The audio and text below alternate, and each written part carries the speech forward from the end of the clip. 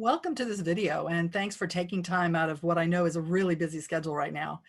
We so appreciate that you have joined us for this opportunity for parents to ask the experts.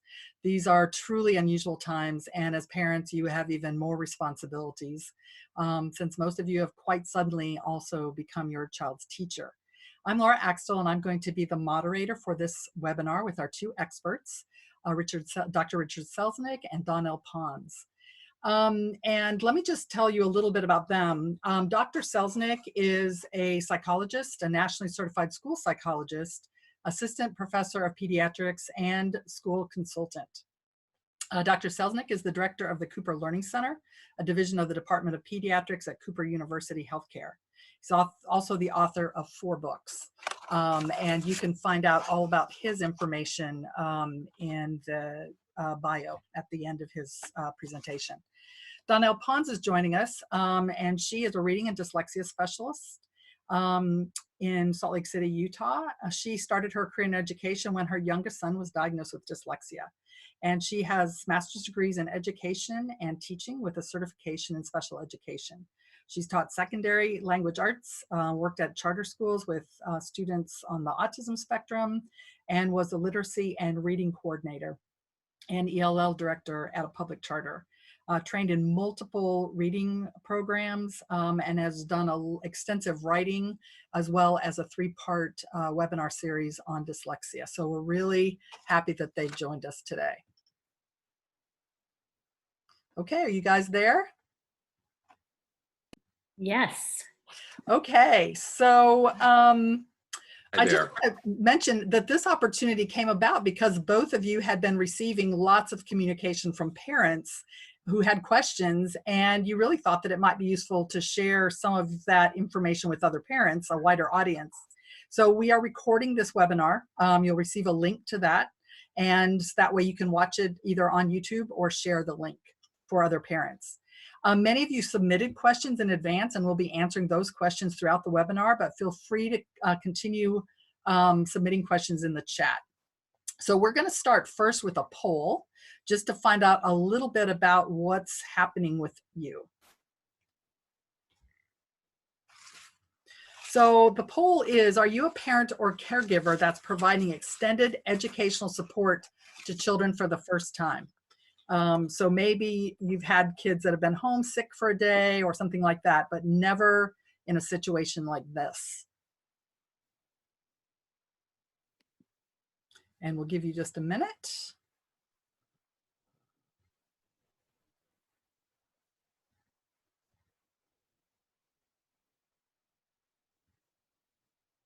So it looks like most of you are not providing extended support to children, educational. All right, but some of you are, about 38% of you are.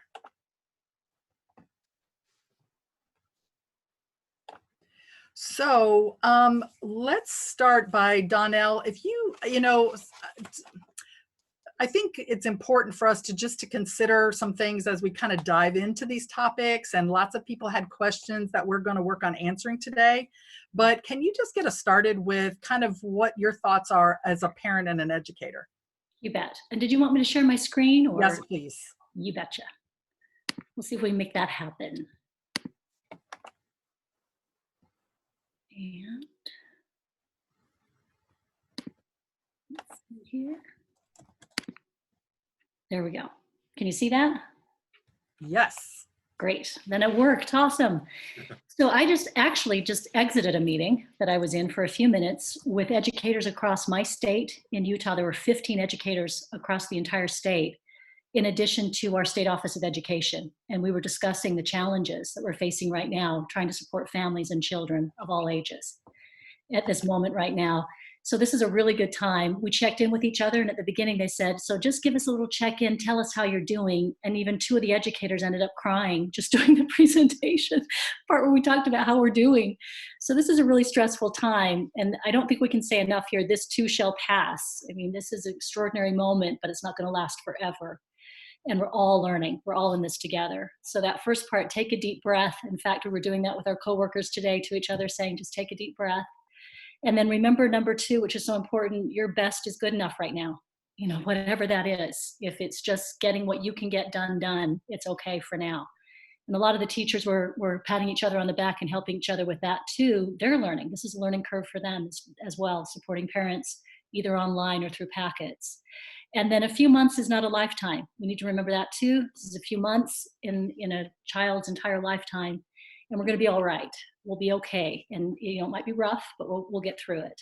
And then that last bit, do only what you can do. So trying to take too many steps or get too much done. And even the teachers, they're having to tell that to each other and saying, hey, look, this is only what I can accomplish today. Because some of them are already burning out and we're just barely into this. They need to slow down, take their time, get through it. And because we've not done this before this way in a lot of places, we're not quite sure what enough is. So it's okay to pace ourselves and slow down a bit. And I think that was the big takeaway there for folks this morning. Well, let's kind of dive into that because for the parents who are supporting their child through this issue, we're going to talk about, the more psychological piece of what happens when your kids have questions or things like that. Dr. Selznick will certainly address that. But for those parents who are providing that extended educational support, let's start by sharing some of the questions that were asked, and then you can both kind of just respond to that. So one question is, how important is it to maintain a schedule, and what is the best way to do that? Great. Dr. Selznick, do you want to take that? Yeah, I mean, and just before I dive in, I just want to tell you guys how honored I am to be with Donell and Laura and Reading Horizons. Part of what I was thinking about as we were getting ready for this was how important it is for parents to know who to turn to. And I've worked with you guys in the past with Decoding Dyslexia Utah and Reading Horizons, and I encourage parents to reach out to all of you. You're just such wonderful professionals, and you guys really know your stuff, and I'm honored to be here with you all. So, great. Feel the same. Thank you.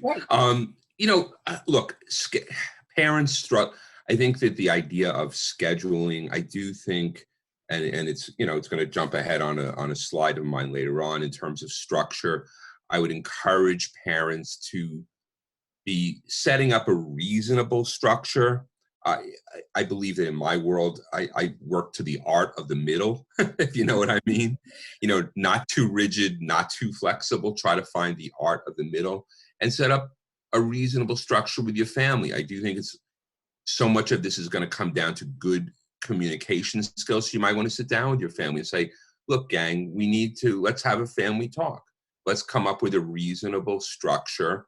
What should the morning look like? I like getting kids out of bed. They should be thinking about that it's like a school day. That doesn't mean they have to get up at 7 o'clock in the morning right now.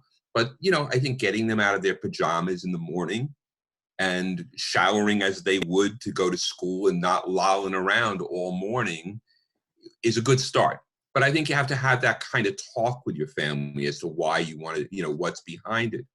So for me, it's just my opinion and the flow of the day. I think kids are probably going to be on their sharpest in the morning. And I think that you're going to find, on average, I understand there are going to be outliers and people who are different schedules. So there's no exact right answer here. But using the morning as a way of kind of saying to them, listen, folks, it's not going to be YouTubing time. It's not going to be Xbox time. It's not going to be video game playing. We're going to focus on our school stuff in the morning. Then, you could have an afternoon that is a little more free play, leading to the evening, depending upon, of course, the age of the child. We'll talk more about family game playing, but I think the evening could be also a flow, a structure, so that there's, again, it's not just a free-for-all, they'll go to bed when they want, if you know what I mean, especially with younger kids. When I say younger, I'm talking about elementary through, upper elementary into early middle school, that there should be a time that they're getting ready to go to bed. And, that becomes, in a sense, your structure, your flow of the day. And, that's would be my 2 cents on this right now. Okay. And Donell, do you want to share anything about that? Yeah, I would just add, now you can see why we love Richard so much, because I love your find that middle. I mean, it's great advice, always so good.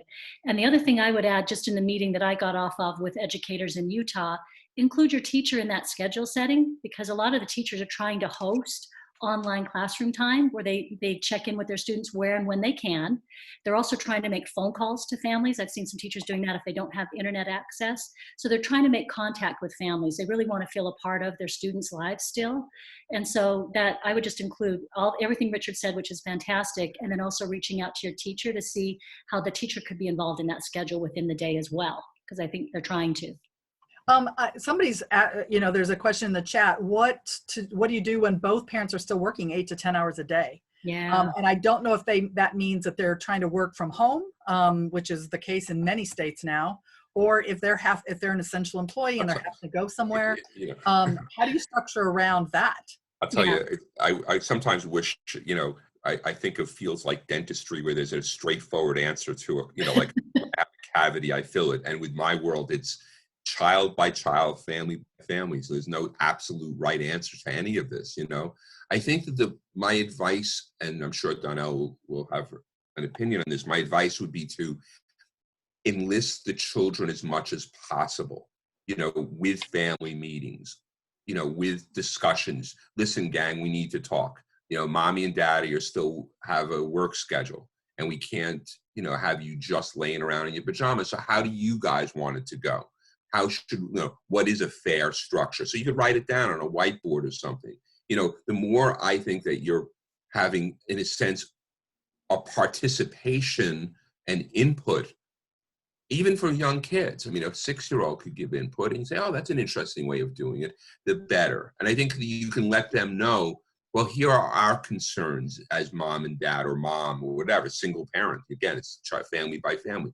You have to let them know what your concerns are and have that kind of balanced back and forth discussion about it. So is including the child and giving them as much choice as I think so, getting input from the kids and letting them know. I like encouraging parents to talk in kind of first person language, meaning instead of making you statements, yesterday you didn't get up in the time, and that puts people on defensive already. But you can say, listen, I have some concerns that mommy has some, we have to start our day and we have concerns, first person, I have concerns. Then the people are going to be less defensive. Kids are going to be less defensive, and it's not going to be as much. I think that good communication, you're going to try to move away from any kind of, blaming type of statements, so that it's more enlisting, it's more open discussion. I think that you would get more buy-in. I sometimes have kids have trouble, parents complain to me that the kids, all he wants to do is play video. Well, he's not buying in. So if you get buy-in through good communication, then I like that as a mindset. And then Laura, I might add, I've seen some really fun, interesting things that neighborhoods have been doing. So sometimes I'll reach out to an aunt who does an exercise half hour with some of the kids from different families on Zoom. And that's been great, taking 30 minutes of the kids' time. They'll do a tutoring session of math. I've seen some college students who have reached out to kids they tutored, and they'll do a Zoom session. And so you might be able to schedule that for parents who are working. This is going to be tough. I mean, I appreciate everything Richard's saying, and they're all unique. All of our situations are different. But I've been seeing some really interesting things happening, other people trying to figure out how do I manage that time, because I need to be working too. So right. This kind of goes along with that. Another question is, what's a good balance for work and learning time considering the variety of family situations? So you've mentioned that, some schools are honestly trying to replicate the number of hours of instruction as much as 3 or 4 or 5 hours a day. Yeah. I say good luck to that. And they're burning out. So what really is a good balance, and how should parents handle that when that just seems too much? Donell, you want to take that one? Yeah, parents always have a choice. So this is the same. I mean, I remember counseling with a lot of parents who were saying, well, I would love to have my child at home for the science piece because we seem to be doing really well with that at home. You can do that. You could request that of your school and take your child out for that time. And I can do that. And you still have choice now too. You have choice about what this day looks like. And the educators that I spoke to today, at least in my state, and there a lot of them are saying, oh, we're overwhelmed. We're trying to figure out how to do this. So they're open to suggestions. So if you're saying as a parent, hey, look, we're going to be able to get through this much and it's going to look like this for us. The educators I heard today are accepting that. They're saying, hey, look, we're all in this together. It's a community and we're trying to work together on this. And so I just think really being confident and comfortable to reach out again to your educator and tell them this is what we can do. Okay, can I share my first slide, which I think answers it in a nutshell? Sure, Yeah. absolutely. So I just hit the share screen, right? Correct. Share. Okay, so there's the 10 commandments. So commandment number 1. Love it. Why aren't you advancing? Let's see. Oh, there we go. Oh, commandment number 1, be realistic. Don't try and do too much. Don't try and overdo it. I mean, I think, you know, So let's, from a practical point of view, if a parent is getting a lot of communication from the school or they've gotten stacks of work to do, when you're saying be realistic, again, is that based on the age of the child, the temperament of the I think child? it's based on a lot of factors, you know, a lot of variables. And I think that I might push back a little bit and you know, politely say to the teacher through email, you know, listen, Mrs. Smith or whatever, you know, I'm managing as well as I can, but I've got 3 kids and they're running different ages and I can, you know, I can only do so much. And I, as a parent, have to be realistic. Can you help me out here? So I think enlisting the teacher and letting the teacher know where you stand and pushing back a little bit is okay from my point of view. Donell, what do you think? I totally agree. And one of the educators I saw today trying to join the meeting had her toddler climbing over her shoulder and she's the teacher. She gets it. So I think just reaching out. Yeah. Hey, Richard, if you want to go ahead and do a couple of the other ones, just to, because they so much relate. You know, commandment number 2, watch your own anxiety. I mean, I think the kids will be looking to us for how we're managing our own stress. You know, of course we're stressed. Yeah. You know, we're all feeling it. But I think you have to, I like using a scale, almost like a thermometer. And I could send it to you. It's a thermometer. It's basically a scale of 1 to 10, with 10 being like, oh my God, I'm so stressed.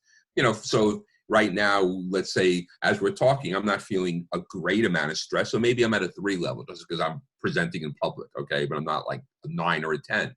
But I think as a mom, I usually say the moms because, you know, the dads, you know how they are. Just joking. Don't get all, you know. Joking, folks. But if you're feeling overstressed and you're saying yourself at a 7, 8, 9 level, you got to kind of talk it down a little bit and say, okay, let me go take a walk outside and come back in and talk to my child, because I think they're going to pick up on it. Another, which is what, Donell, I'd love to hear your point of view on this. Don't be an educator unless you are one. I mean, if you're not a trained teacher, again, you have to be realistic, and you don't want to,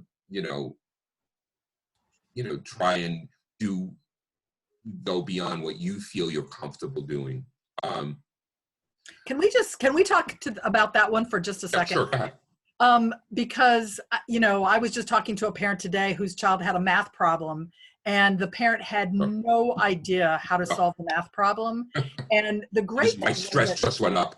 Yes. And the great thing was that she reached out. And so the other thing is finding who are your resources. An older child, somebody who in your neighborhood, a high school student that maybe can work with an elementary. I mean, this is the time really for people to, find their levels of support. And this, unless you're a teacher, but even if you are one, I think, teachers have strengths and weaknesses as well. And isn't it great to be able to say, you know what, you can email your teacher, if they're able to respond in that way, but if not, look for your village. Yes, absolutely. Oh boy, find your resources. If you're out there, gang, and you're listening, that's such a great phrase. Find your resources. That's what I was kind of saying at the beginning with reaching out to people like Laura and Donell. And find good resources. Find ones that you can trust. Find ones that you can speak honestly and openly to. I think that's also really important. But the resources could be, like you said, a family member, an aunt and uncle, a kid, an older child. You might turn to a high school kid and say, listen, can you get on Zoom or Skype or something and help my kid out with his long division or whatever he's working on. Homeschooling sites are also really helpful. They have often a lot of resources. True. Yeah. So Laura, I did have, this was interesting. Some of the educators I was talking to today said some of their parents had expressed concern that they were overwhelmed with free resources. This is interesting too. They had an abundance of free stuff being thrown at them and they were overwhelmed with, what do I take? Do I have to do all of this? And so the teachers were saying, this is all great. It's awesome. This is also available. Terrific. But let's remind our parents, hey, look, you don't have to do all of this. So that is another one about don't try to be the educator.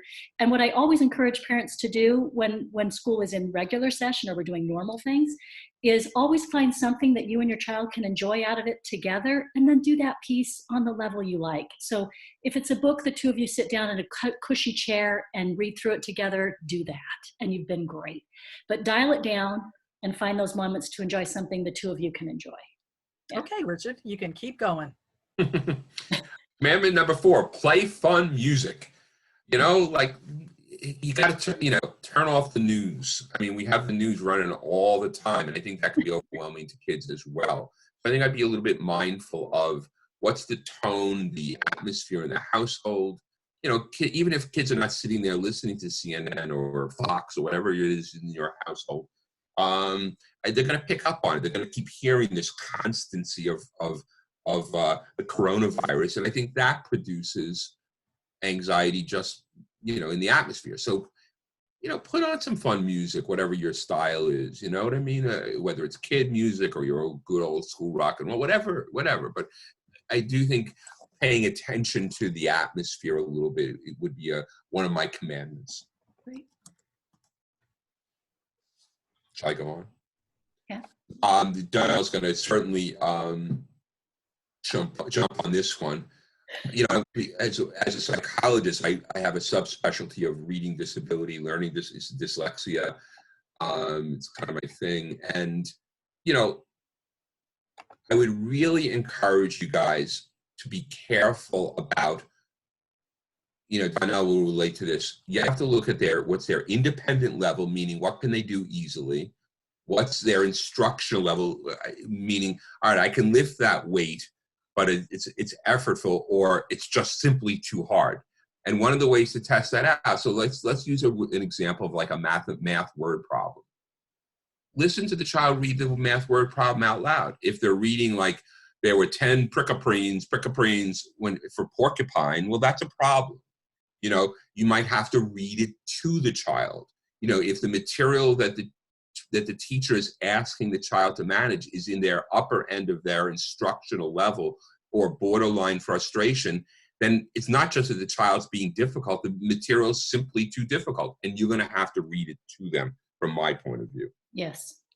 Yep, I would absolutely agree. In fact, Richards, that's probably the number one thing I've had parents reach out to me for is about, we're stuck on this, my child's trying to get through this material, how do I do it?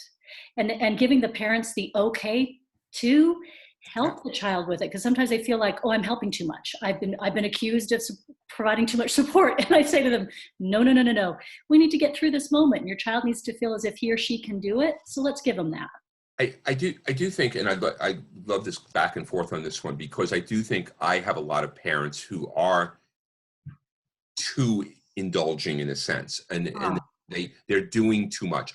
I as a guideline, gang, I use a percentage and say, it's okay. So let's just say the child is at the table doing some work. You could be, as a mom, dad too, sitting close by doing your own work while nearby the child's doing his or her own work. So now if the child is feeling overwhelmed, they can turn to you and say, Mom, I really am confused here. Can you help me out? So I use as a guideline, as an average, to be 10% involved, meaning it's mostly on the child to do, but you can be 10%, 15% involved, meaning you're helping with the directions, or if there are most of the time kids with dyslexia, and Donell, you'll comment, I'm sure, or reading disability, it's a big word problem. They have trouble with the large, low frequency word, philanthropist, porcupine, mechanic, those kind of words. So be aware of those words if your child has a reading disability like dyslexia,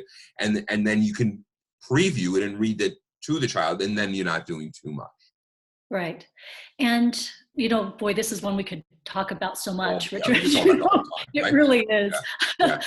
This is a big one because this is one that I still, as a parent, not even as a tutor or someone who helps support other students, but I have my own students, right? I have 2 with dyslexia, one who requires more support with this. Right. And I am always monitoring my level of engagement. Is it too much? Is it not enough? It's constant, really. And it's from assignment to assignment, and it's from subject matter to subject matter, because sometimes it's more engaging or he has more background knowledge, right? So it is always ever changing and adapting. My rule of thumb, though, is I never want him to get to that point where he completely disengages because I've let him go too far. Right. And I'm always judging for that. And every parent knows where their kid is at with that. I think we've all seen it. And one thing that I think for me, I realized is he's got a lot to say. When I finally kind of wrapped my head around this, he's got a lot to say. He's a very bright kid. And if that's the only problem is getting out what he's got to say in the medium the teacher's asked him to produce it in, Right. I'm going to do whatever I can to help him with that. And I'll even state it right out to him that directly. You've got a lot to say on this. I totally trust your instincts. Where you're going with it is awesome. The connections you're making are great. I see that we're struggling with trying to get it out in the manner your teacher wants to see it. What can I do to help you with that?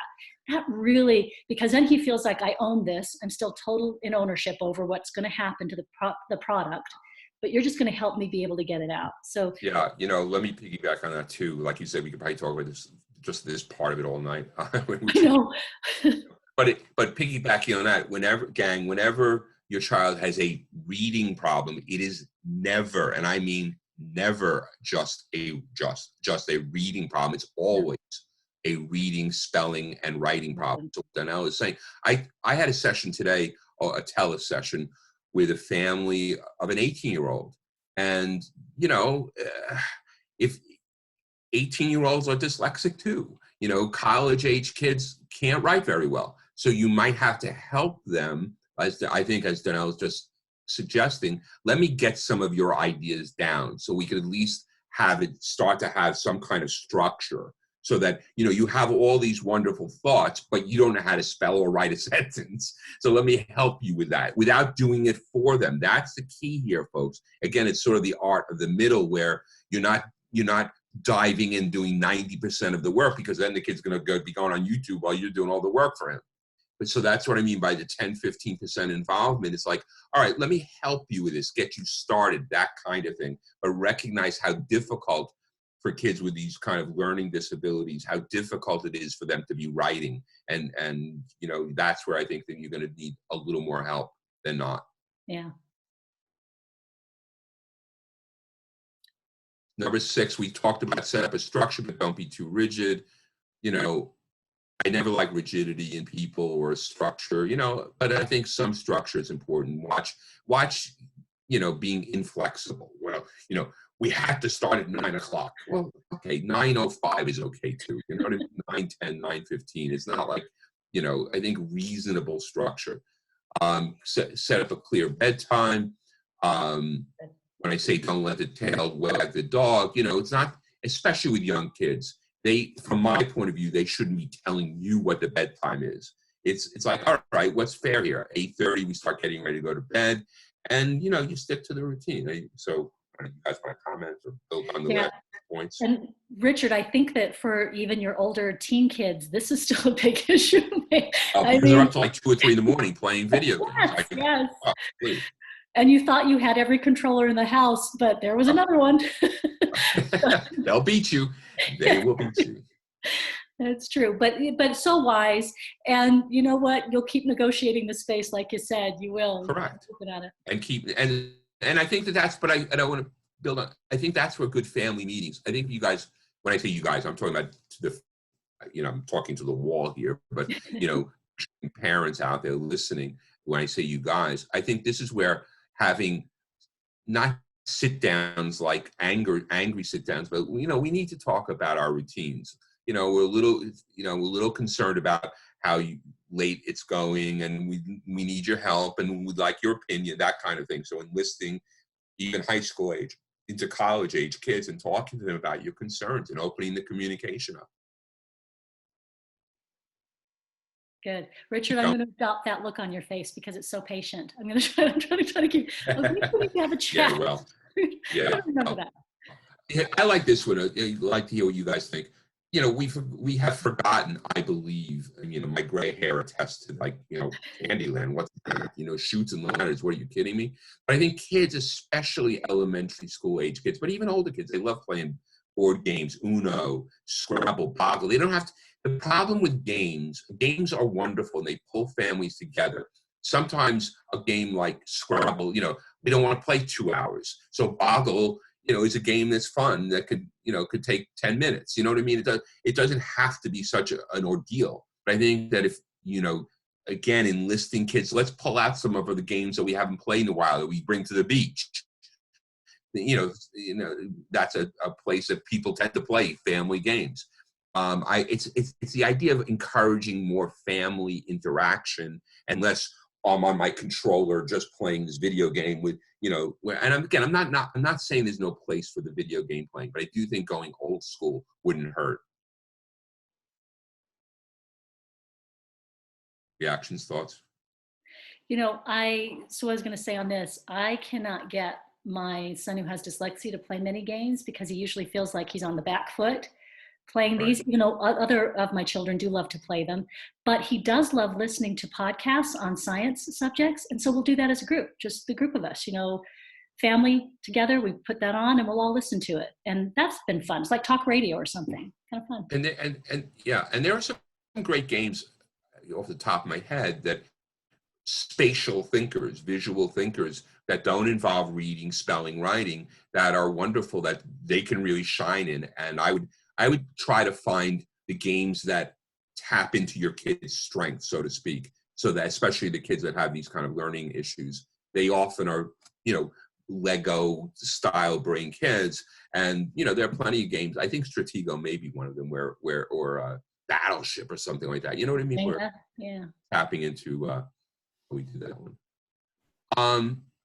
You know, we talked about this. Look, I think that we have to answer the kids' questions, follow their lead. But, you know, look, if somebody came to me and started asking me all kinds of questions about COVID-19, my knowledge is a thimbleful. What do I know about it? You know, I mean, I think you have to be honest. I think if you do know a lot, I wouldn't overwhelm kids. I think you can go to the CDC website without overwhelming them if you think that that's what's appropriate. But you have to follow their lead. Donell, you think what do you think?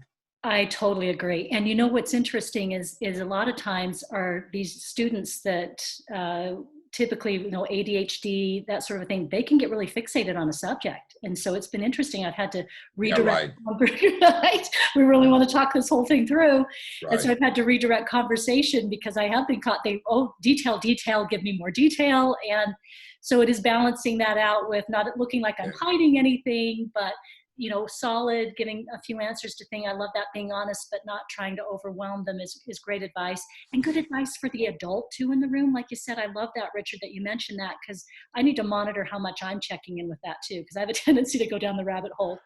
And yeah. Well, yeah, I think that it's easy to go down the rabbit hole. I think it's easy to have the news on all the time. And I think it could be really overwhelming. And I think we just have to monitor. My last commandment, especially to the moms, again, I know that I have to be careful here, but, you know, because I find the moms to get very down on themselves about what they're not doing, what they should be doing, you know, and recognize this is, to me, is almost like a strong commandment that, you know, everything we've talked about, you know, look, I trust, as I said, Laura and Donell, they're very experienced both as parents and as educators.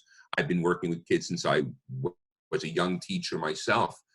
But there are no absolute right or wrong answers, you know, there just aren't. I mean, I think you have to kind of trust your judgment, use the people, as Laura had said earlier, turn to the consultants and the people around you that you can use, and try not to beat yourself up as a parent. Really try to go easy on yourself. So those are my big commandments. And, you know, for my stuff, this is just how to get a hold of me and with the different books and all that stuff. So on that website, I have literally over 400 blog posts. You know, I've put out a blog a week on Friday. So if you want to get the blog, you put in your email address in there on Shutdown Learner. There's so much. I have interviews with people like Donell and Laura on their website, experts who are in parenting, learning disabilities, executive functioning, things like that. So I would really And you encourage you to kind of go particularly there. address the issue when kids are not very motivated, or as you call it, the shutdown learner. And I think for some parents, that's going to be what they're dealing with. That's going to be their world. Yeah, sure. Look, under ideal conditions, under the absolute best conditions, a great teacher, no COVID-19. This is challenging stuff. I mean, whether you have a learning disability or the kid's angry about school and dyslexia, this is challenging. So we're adding a huge layer into this proverbial pie chart of difficulty here in terms of this coronavirus and COVID-19. So you have to try and pick your wisdom where you can, and that's what I would. Yeah, and so let's switch a little bit to some of the educational Can I try to get out of this? Yeah, so you can stop share. And then Yep. Donell, let me just throw out some of these questions because I know that those are things that you will be addressing. Let's talk about reading and writing because a lot of people had questions about that. So one question, for example, is my child is a struggling reader. How do I keep up the learning? Support for my child who's dyslexia, and you already mentioned that, and kind of how to assess what you may need to do to support them. What about students with IEPs? Or in this case, they said they have a child whose IEP is expiring. And normally this time of the year is when we'd be preparing for, the revision or the new IEP. So could you just address some of those questions? Yeah, so these are all excellent questions. And again, it's a whole buffet of answers, right? Depending on what your situation is. I just participated in a Zoom meeting on a student's IEP the other day to help the parents. So that's been interesting. They were coming up for renewal. And so we were all on Zoom. It wasn't ideal, but we did it. We made it happen. I think the best part, though, before that Zoom meeting is mom and dad had gotten together with me prior, and we kind of had a game plan or strategy. So when we went to the Zoom meeting, it flowed a lot better. I thought that was a good idea. We kind of had our ducks in a row, so to speak, and that was helpful. We did a little bit of homework. But I think for parents who are concerned about the child who is struggling with reading and writing, how do I keep that learning going? This might be a real opportunity because I've had some parents who were so busy with work and things that they didn't really know where their student was at with that because they're so busy. And this has been a real opportunity for them to check in. I've had some mothers say, I had no idea my child was still struggling with this aspect. This has been a real eye-opener. So I'd also take that as, okay, this is an opportunity. That's good. I didn't realize we were still struggling with some things. Some quick and dirty things I give parents to do. I have phonemic awareness is a big one for our students who struggle with reading. And so I have ordered Dr. David Kilpatrick's Equipped for Reading Success. You can see I use it dearly. I've loved this manual. He has all the exercises for phonemic awareness, 1-minute exercises anybody can do with a student who needs to improve their phonemic awareness. And that phonemic awareness is your ability to hear spoken language sounds in words and manipulate them and move them around, drop a sound, add a sound, make a new word. And that's all verbal. You don't have anything written. And so these exercises are just verbal exercises, and these help a lot. So what I'm finding across the country, not just where I live, is that most students haven't had a great deal of phonemic awareness work done. And so this is a nice one that parents are able to engage in. And you can order the manual. Also, parts of it are free and available online. If you just do Equipped for Reading Success, Dr. Kilpatrick has uploaded a lot of it, and it will give you a good idea of how to start. And you literally give your student a word. You'll start with lower things, 2-syllable words, for instance. You could do fish pond to the student. They'll repeat fish pond, and then you'll say, now say fish pond, but don't say pond. And the student should say fish right away, and it's automatic. And this really gives a parent a chance to see how well their student is doing with just the sounds, which we know is the foundation of reading, right? Other aspects to it, but phonemic awareness. And this is one that isn't so technical that a parent could help with right away. So parents will really a free version on the online called the Yes. Test. Yep. One of the things I have recommended, and I'm not sure how you feel about it, Donell, is because so much, especially for the kids that have mildish to moderate reading struggling, is I have them read out loud to the parent, make it fun, like the Dr. Rich game or something like that, where they're going to pick a relatively easy book to read out loud to the mom, dad, and for 15 minutes. And I always say, if 15 minutes is good, that doesn't mean a half hour is better.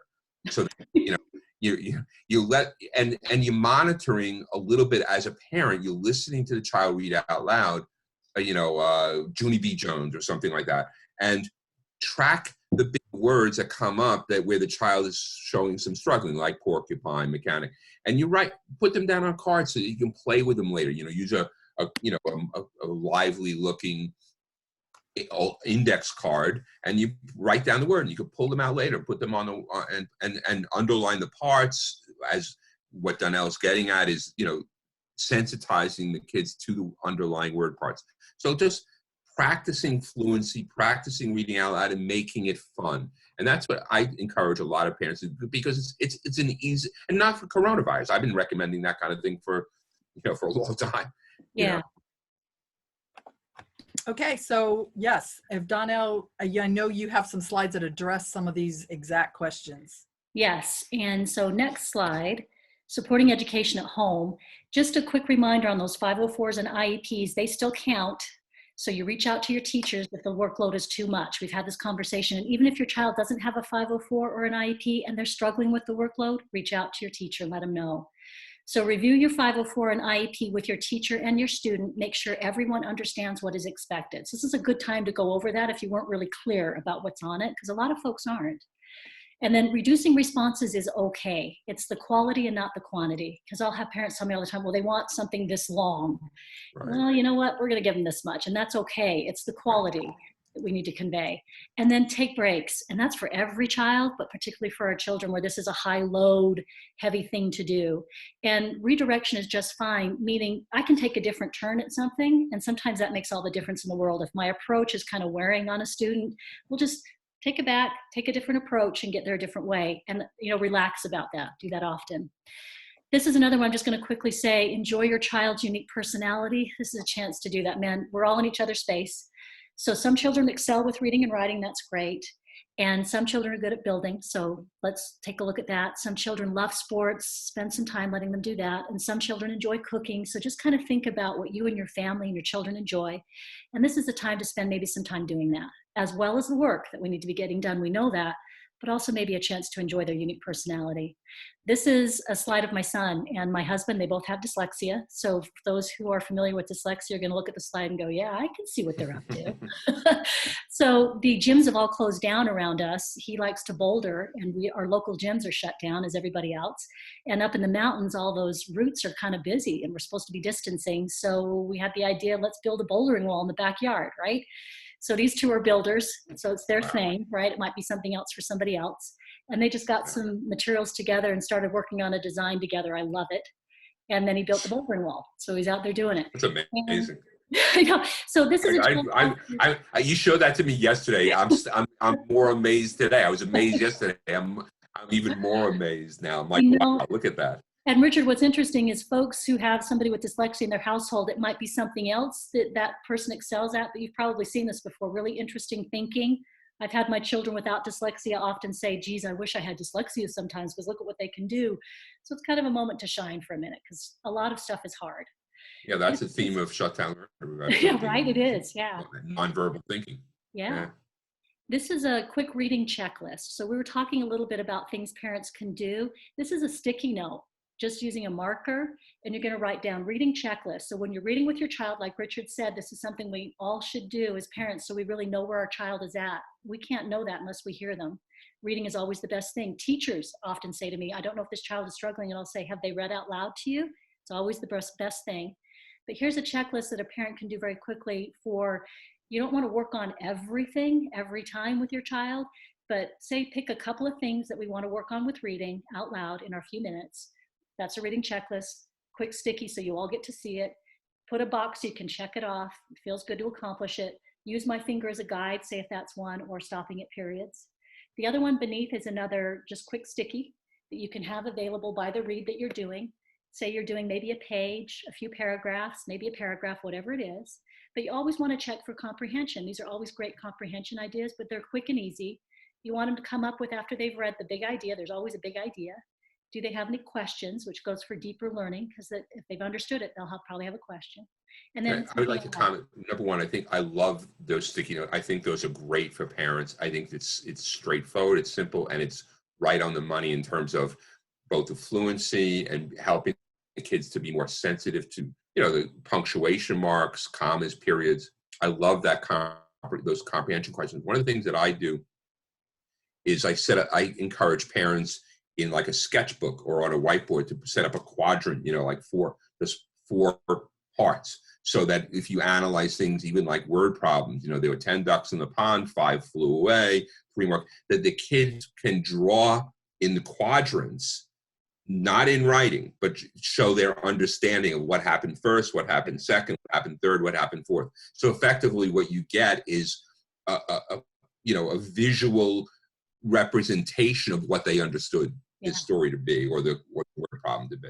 That's great. And Donell, you could create this from what the teacher is assigning, correct? Absolutely. Yeah. So if their goal, I love these sticky notes. They're great. Right. If it's a comprehension task that they're already doing, then this just helps make it very simple and definable. Yeah. Great.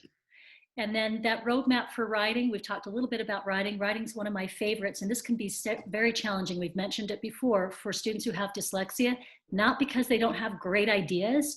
I haven't had a kid yet that doesn't have some fantastic ideas, but it's getting them out. How do I get them out? So it's the medium that slows them down. So one of the things I typically do for writing, we always start verbally, orally, with a good discussion or conversation. I won't even touch paper or have a kid try to touch paper if we're going to do a writing assignment without having a conversation first. And I think this one's, I learned this one, the importance of it over and over again with many, many students, that it needs to start verbally with a good conversation. Once those juices get flowing that way and I feel good that we have some interest, then I might start introducing how we're going to write it, get it down. That's a great point. I love that point. Because, that's so hard. So that roadmap for writing, this is a quick one. I know there's some really great tools out there that have been shared, and there's even an acronym for some things to get really great answers. But I've had my son with dyslexia look at those, and it just looking at that overwhelms him. And he's like, too much. Right. I just do 3 questions. What do I want to say? And we'll talk about that for a minute. So what is it they want us to say? Either if it's a question we're addressing, if it's going to be a paragraph, whatever, what do I want to say? And we'll talk about that for a little bit.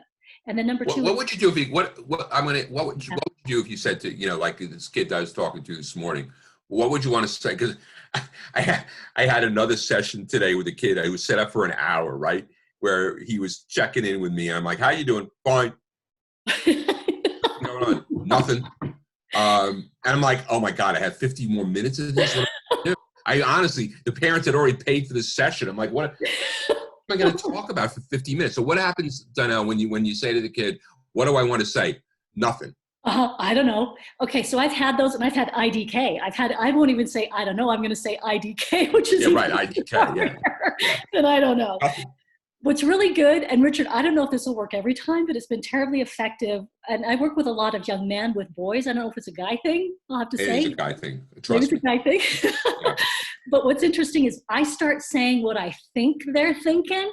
They want to change that quickly. So I start saying, well, I think you'd probably want to say this about that. And the kid's like, I don't want to say that. What makes you think I want to say that? So sometimes I get them engaged that way. But trying to tell me, well, don't kids your age all think this. They hate it when we generalize, right? Well, I think all kids your age think this about that. And they're like, whoa, no. Well, why not? That's what I think. Oh, man, it's brutal. So anyway, those are, Richard. God bless you. You keep doing that work. But I had the same experience today. I mean, I swear to God, 50-minute counseling session with a kid. I'm like, kid had nothing to say after. I was like, oh, okay. That's so good. And so then why is it important? Richard gets us into the fact checking. So what I want to say is this: why is it important? Do we have enough to back up why that's important? And that gets some fact checking. And then the summary of, so here's what it all means. Mind you, this is really condensed, right? We can make it more intense and broaden it out. Another thing I really want to point out, when responding to a question online, copy the question and reuse the words in the answer so your student doesn't have to spell everything. Boy, when you teach kids how to use this one, they love it. When they read it. It's great. Oh God, this is such a gang, this is such an important slide in terms of the writing, because writing is so brutal for these kids. And I think it's a great, Would you recommend that this is also a time, if students have access to like Google or something like that, that they try some of the assistive technology like speech to text, so they're not having to write? Yes, but Laura, here's what I'm going to give you on the speech to text, because people think that's just going to be a wonder for kids, for students, and it can be really daunting, because so here's another thing. Either you're staring at a blank piece of paper with a pencil or a pen in your hand, or you're staring at a blank screen. They feel the same to the kid.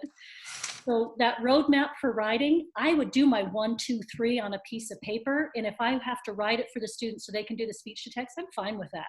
I don't want them getting tired. I'll write out the 1, 2, 3 so they have a verbal roadmap. I call it the verbal roadmap. Now you're going to follow my verbal roadmap while you speak into this, because you still need a roadmap. I've used Dragon Naturally Speaking myself for years, many years, not because I have a writing disability, but I like talking, and I use. But I'll tell you, and especially for our kids of concern who are often mumbling. Oh yeah, that's true. So the speech to text starts misspelling everything, and it can be very frustrating for a kid. So I think you have to be really careful with the speech. Yeah. As good as I think a lot of teachers are creating Google Docs and things like that that students will be typing in or providing responses on a document online anyway. So yeah, that's true. But yes, always kind of keeping up on that technology. And Richard, I love your suggestion. I always sit next to my students to make sure we're good and on our way. I don't want to leave them. And I always caution them, this may take a while. It's got a learning curve to it, because people just say, it's hard. It's hard work. Yeah, it's hard work. I think that's a great point. I think that we need, as parents, you need to kind of say, listen, writing is maybe the one, if not the most difficult process, even for people who write well. It's hard work. This is not going to be easy no matter what we do here. So, if tough, in a sense, tough it out a little bit through it. Yeah. And here's the thing too that I like to tap in with my students, and it seems to resonate, is we are a verbal society. I mean, that's that one thing we're wired for, is speech, right? Unless we have some difficulty that impedes speech, we're all wired for that. And historically, we love to share stories. We're a narrative type of people. Right. And I often share the story that I have of Abraham Lincoln with my students. Abraham Lincoln was a self-taught individual, and he described his ability to learn. This is how he talked about himself. For me to learn something was like etching in metal. And that doesn't sound easy, but once I had it, he said, I had it for life, but he said it wasn't easy. And so I kind of wondered if Abraham Lincoln didn't struggle. But Abraham Lincoln said he had a gift. Here's the gift. His dad apparently never learned to read or write, but was a real gifted orator. He could tell stories like nobody's business. And Abraham Lincoln said, that was what my dad taught me, is if I can tell a good story and link things that I want to learn and remember to a story, I can have them. And so oftentimes we'll start with that to kind of get the kids engaged into writing. Yeah. Anyway. Okay, so last one, reading skill practice. I shared with you phonemic awareness, equipped for reading success. I think that's great, those exercises. Remember, whenever we do spelling, so if you see any spelling for your student, be on the lookout. You want to make sure that spelling is linked to syllable type, morphology, and etymology. If it's spelling for spelling's sake, I'm always going to say, nope, we're not doing that. So it has to be linked to a skill, because we all know now that that's the best way to teach spelling. So I just put the nixay on any spelling that isn't linked to a skill. And then decodable text is different from leveled text. Leveled text is simply leveled for a grade level. Decodable text means it's literally decodable for the syllable type that I've been learning or studying, and that is more useful to our students who struggle with reading. Can you give a quick example of that? Yeah, so Reading Horizons offers a lot of materials that are decodable text, and so the little readers and also some older readers, you can actually look on the back of the book and it says closed syllable type. And so it's leveled for that. Yeah. Plus it has word banks, so you can see the words that are coming. That is a lot more useful for students who are struggling with reading than just a leveled text. So those are just a few quick and dirty things. Okay, well, we've got just a couple of minutes left. Could you go back to the slide about IEPs? Yes. And let's just talk about that for a second. So if a student is struggling, if they're on a 504 or an IEP, what should parents do if they're getting 4 or 5 hours of work a day? Or reach out immediately.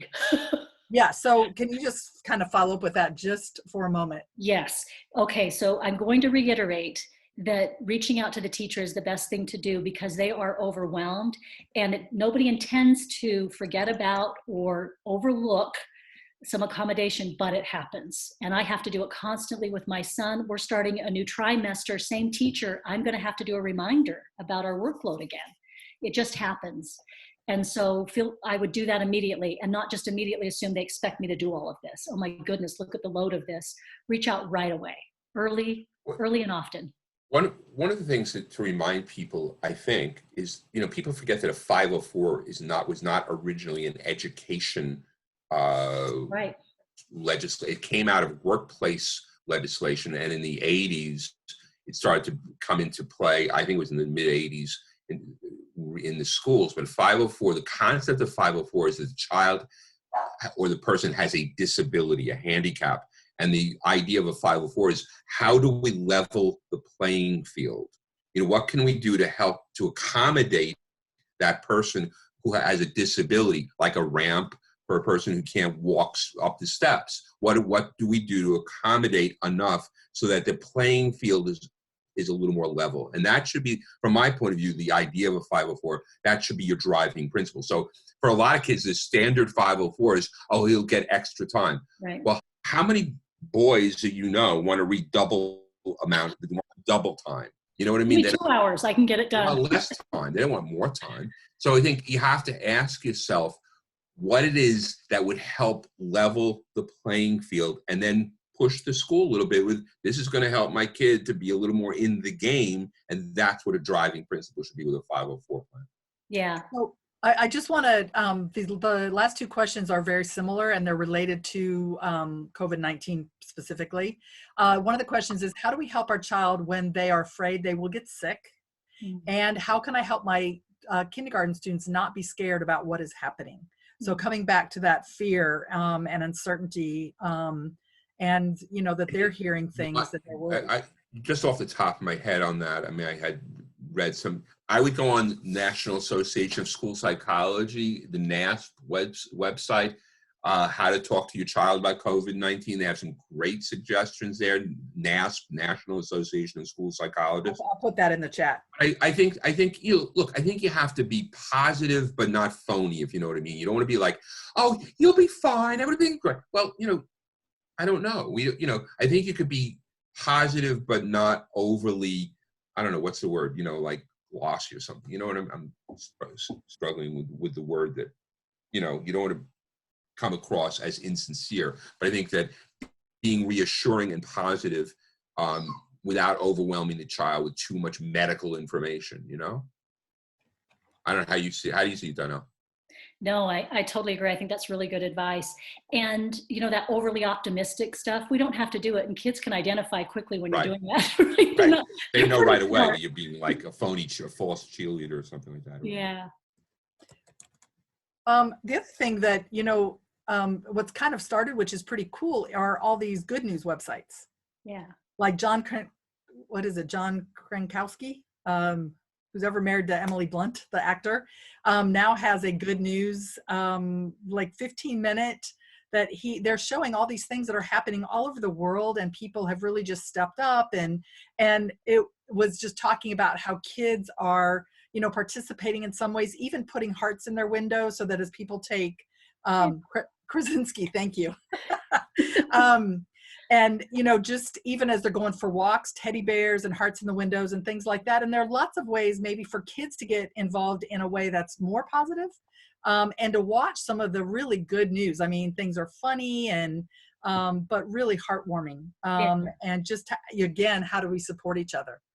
And Laura, I pointed out to my kids the other day when I saw families together that often don't get to be together because dad's at work. And I said, isn't this great to see moms and dads and kids playing basketball, hanging out together, kind of trying to look for the positive side, right, too? And that was kind of nice. We kind of noticed that together, like, wow, that's really nice to see families able to see each other for a change. Well, and in the end, isn't that what we're saying is this is a unique time? We've never experienced anything like this before. And rather than all of us getting really stressed out, and financially, there's that whole piece too for families. And so, that really what we're going to do is the best we can do. Yeah. And we're just going to tell ourselves what we can do is what we can do. And the schools feel like that as well. So we're going to do a final poll. Well, actually 2 polls. The first one is going to be really quick, and it's going to just ask if people have some tips that they found that could be helpful. So any strategies that you could type in for other parents, or that you want to share a small success. And that way we have captured some of those, which is great, because a lot of parents we have heard from have said, you know, I didn't know that this was going to work, or I didn't know it was going to work like this. But that can be really something that we share. And then the second poll, after we get this one, is going to just ask if people feel like it would be valuable for them to continue to have these kinds of opportunities to share questions, get things answered, and just have a place to come to do that. So I love, you know, I know you're asking parents. I was saying to you, Laura and Donell, I said at the beginning, I really like the interaction, you know, the conversation. So I'm happy to do this in the future. If you guys want to get together and do this more, it's a lot of fun and great ideas. I've also recommended, several people have been chatting about a specific issue with their child, and you are both willing to respond to emails. Is that correct? Yes. I'm not willing. I can't do that. No, I'm just kidding. Just kidding. Just be happy to have people reach out to me anytime. Oh, one of the parents said, I'd like to have them teach me. They think that is fun. Having that reverse teacher, that is great. That's great. Yeah, that's a great plan. Love it. Good job, Mom. Yeah. Okay, so let's do our last poll here.